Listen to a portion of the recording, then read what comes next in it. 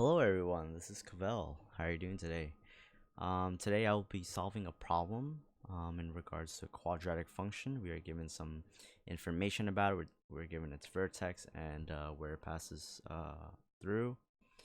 And we are asked to find what the quadratic function is with this given information. So let's read the problem together. So it says, find a, b, and c so that the graph of the quadratic function f of x is equal to ax squared plus bx plus c has a vertex at -2, 1, and passes through the point 0, -3. So the first step is we have to understand that this question is giving us the vertex, right? So whenever we think of vertex with a quadratic, right, we should think about the vertex form of a quadratic, which is what? So vertex form of a quadratic is y is equal to a times x minus h squared plus k, where hk is equal to the vertex. Okay, so in this case, right, our vertex is given to us as -2, 1. That means h is equal to -2, k is equal to 1, right? So far, it's been pretty straightforward, right? Pretty simple, right? We haven't really necessarily done any math except for memorizing what the vertex form is and just plugging in h is equal to -2 and k is equal to 1. So let's fill in those numbers. So we have y is equal to a, right? We still don't know what a is. X minus h is -2. This is all being squared plus k, right? So we just have plus 1, right? So now we can simplify this further by expanding this this expression. So we have y is equal to a times x plus 2 squared plus 1, right? And if you remember, to expand this x plus 2 squared, we have to use something called FOIL, right? What is FOIL? FOIL says first, outer, inner, right? And last, right?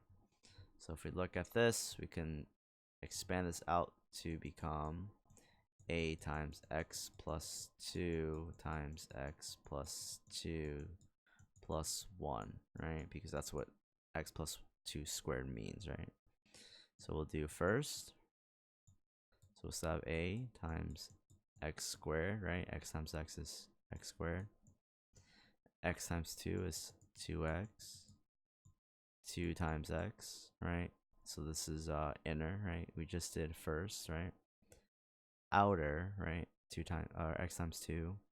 Inner now is 2 times x, right? And then so we get 2x, right? And then last, which is just 2 times 2, which is just 4.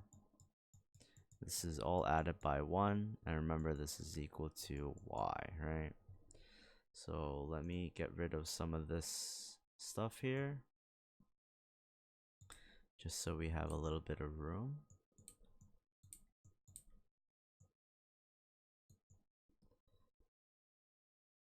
So far so good. So now we can simplify this, right? So we have y is equal to a times x squared.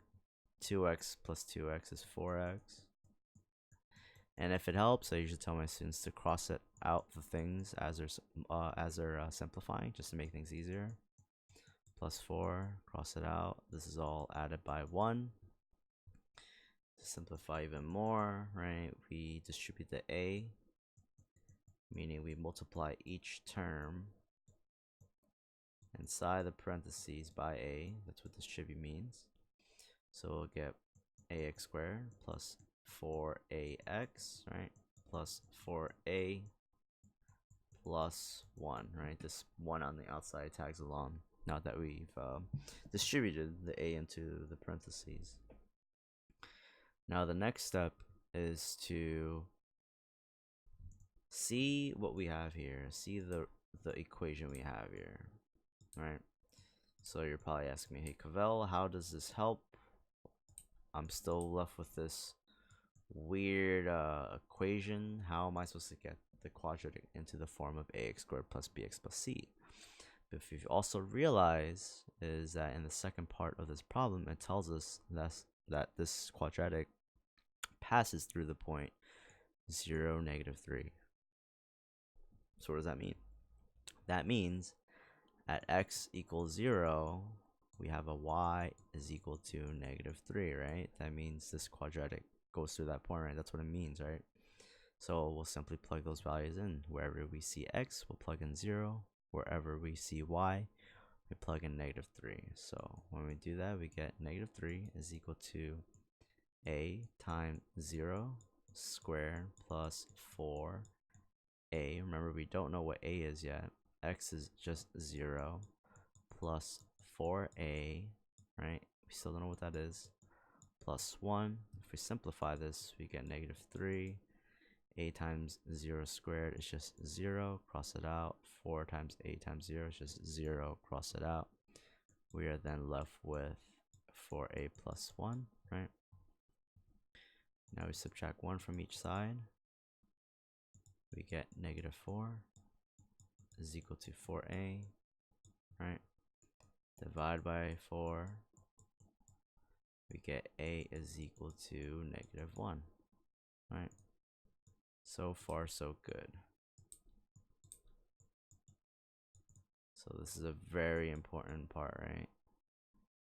So now we have a is equal to -1. We can simply plug it into this equation and get our final form of our quadratic. So we'll have y is equal to -x squared plus 4 times -1 times x, right?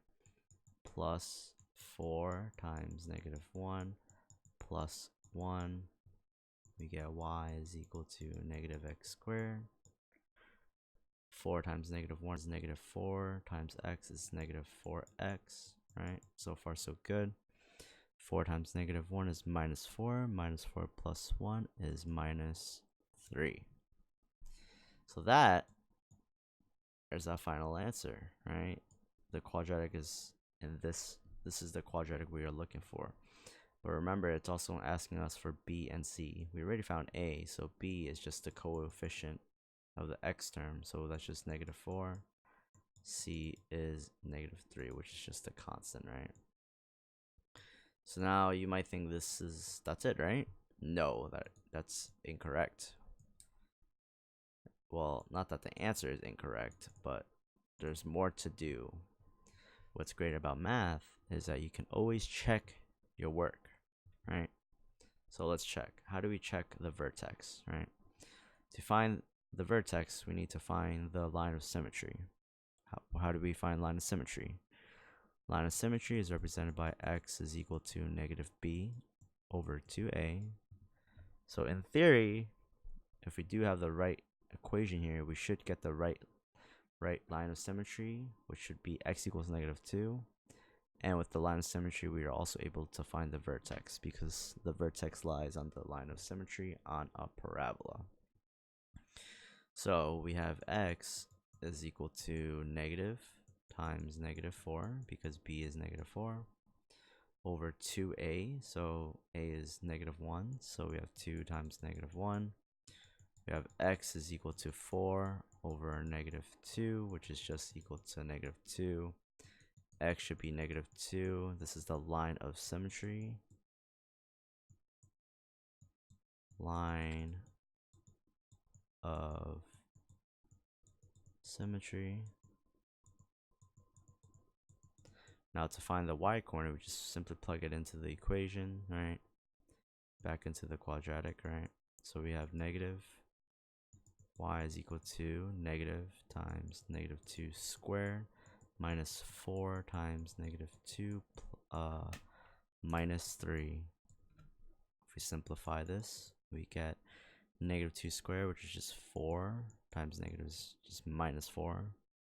Minus 4 times minus 2, we get plus 8. Minus 3. Y is equal to negative 4 plus 8 is positive 4. Positive 4 minus 3 is just 1. And there we go. We have the coordinate of negative 2, 1 as our vertex, right?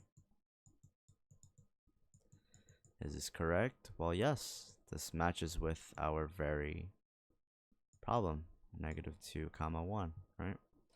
So this is good. Now the next thing we need to check for is the second part of the problem, where it said this quadratic passes through the point 0, negative 3. How do we check that? Well, we just plug in those coordinates.